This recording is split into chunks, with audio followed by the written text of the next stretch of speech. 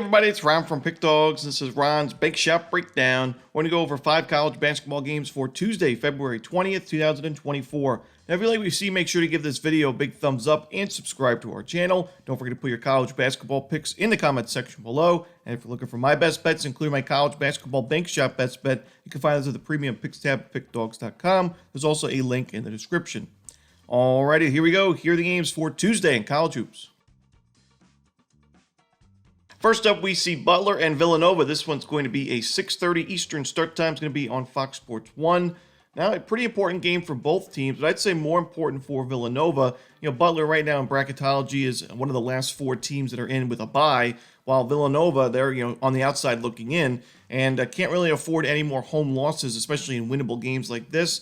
But I think Villanova gets the win and gets the revenge win. They're playing with revenge here. They lost to Butler in overtime at Butler in the first meeting. But Villanova playing better basketball than Butler is right now. Butler has lost 3 of its last 4. Villanova has won 3 of its last 4. And that includes a blowout win at home against Providence, which, I don't know if this game's going to be, as lopsided, 68-50, but I think we see a similar game. Villanova's defense, I think, steps it up at home here. It's top 20 in adjusted defensive efficiency. And while the offense has been tough to watch at times, this is still a team that takes care of the basketball and makes their free throws better than everybody in the country. They're 81.7% from the charity stripe this season.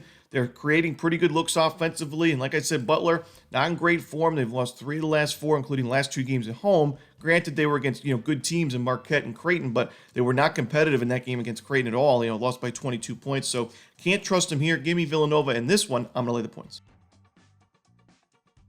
Next up, we'll go to the ACC as Boston College takes on Florida State. This one's going to be a 7 p.m. Eastern start time. It's going to be on the ACC network. Florida State beat Boston College not too long ago, back on February 6th. It was a 1-point win, 63-62. So Boston College is playing with revenge, but they're playing on the road here in the second meeting. I don't love the spot for BC. They're coming off a big win over Miami. This could be a letdown spot for the Eagles, as Boston College has not done too well against Miami in recent years. And Florida State, I think that they played pretty well against Duke last time out. It was a 9-point loss at home. They failed to cover the number by a few points, but it was a game where Duke shot 63% from 3, 10 of 16. It's just really tough to compete when the other team shoots that well from the perimeter. Florida State themselves only 4 of 14 from 3, 28%. But, in terms of the sustainable buckets, Florida State held Duke to 40% from 2-point range. We got, Kyle Filipowski's on Duke, so that was really impressive there. He, wasn't really a factor. He only had 8 points in that ball game. And Florida State themselves, 24 of 43 from 2, 56%. They had 11 free throw attempts as well, and they forced 17 turnovers on Duke also. So I think, fundamentally, Florida State is the better team here. And I like what I saw from them in the first meeting. To me, there's nothing from that game that suggests that this game should be any different. It was a game where Boston College outshot Florida State from 3 and the free throw line and still lost the game in the end. That was when Boston College was home. Now on the road here, Boston College has 4 true road wins this season, but all against, not great teams. They beat the Citadel on the road by 4 points, not an impressive win there. They beat Vanderbilt on the road. We know Vandy's been one of the weakest teams in Power 5, Power 6 basketball this year.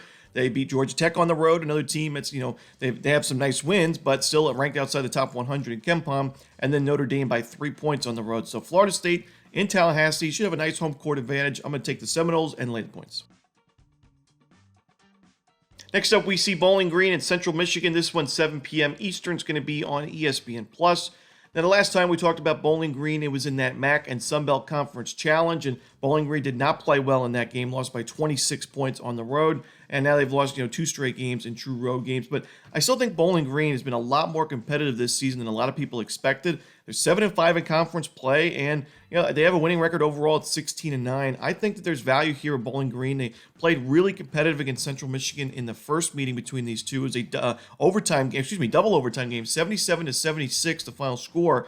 And it was a game where Central Michigan was missing 2 of its key pieces in Harding and Pritchard. But still, when you look at that game fundamentally, Bowling Green, they forced a total of 16 turnovers, only had 3 turnovers themselves. They had 16 offensive rebounds compared to 12 in that ball game. And, I just thought Bowling Green, the difference maker in that one was, their shooting percentages. They were 21% from 3-point range, 43% from 2. But fundamentally, they were right there, and I think they're going to be right there again in this spot. This is a team that's going to have a big advantage on the boards. Central Michigan, not a very good rebounding team. Bowling Green, like I said, 16 offensive rebounds in that first meeting. Also, Bowling Green does a much better job of taking care of the basketball. while Central Michigan's ranked 237th in turnover percentage offensively. And Bowling Green does a good job of getting to the free throw line, but they also don't take too many fouls themselves defensively. So I think Bowling Green, if the shots fall at a better rate in this matchup, they have a chance to win the game outright, but at least keep this game close and cover the number. I'm going to go with Bowling Green plus the points in this one.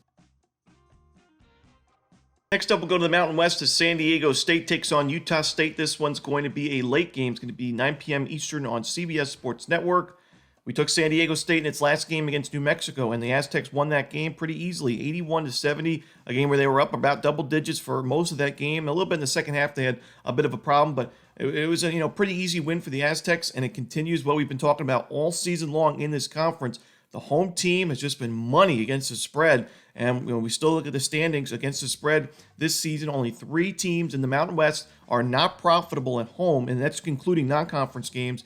And those teams are some of the weakest teams in the conference: San Jose State, Wyoming, and Air Force. So when we're looking at the top teams, the competitive teams, your New Mexico, San Diego State, Utah State, Boise State, Colorado State, Nevada, those are the teams that are really cashing big as a home team. And Utah State's one of those, 7-3 record against the spread at home this season. On the flip side, San Diego State, they're also a profitable home team, but on the road, they are 2-8, the worst team in the conference against the spread this season. So I got to go with Utah State here. They're playing with revenge. They're playing at home. These teams are pretty similar fundamentally, shot quality-wise, talent-wise. I just think it's, when you look at that, if it was a neutral site game, I'd say it's more of a coin flip. But with Utah State playing at home, they have a great home court advantage, and San Diego State has not done enough on the road. Give me Utah State here. I'm going to lay the points. Next up, the final game we're going to talk about for the Tuesday card in college basketball. It's going to be San Francisco and St. Mary's. This one's going to be a 11 p.m. Eastern start time. It's going to be on ESPN2.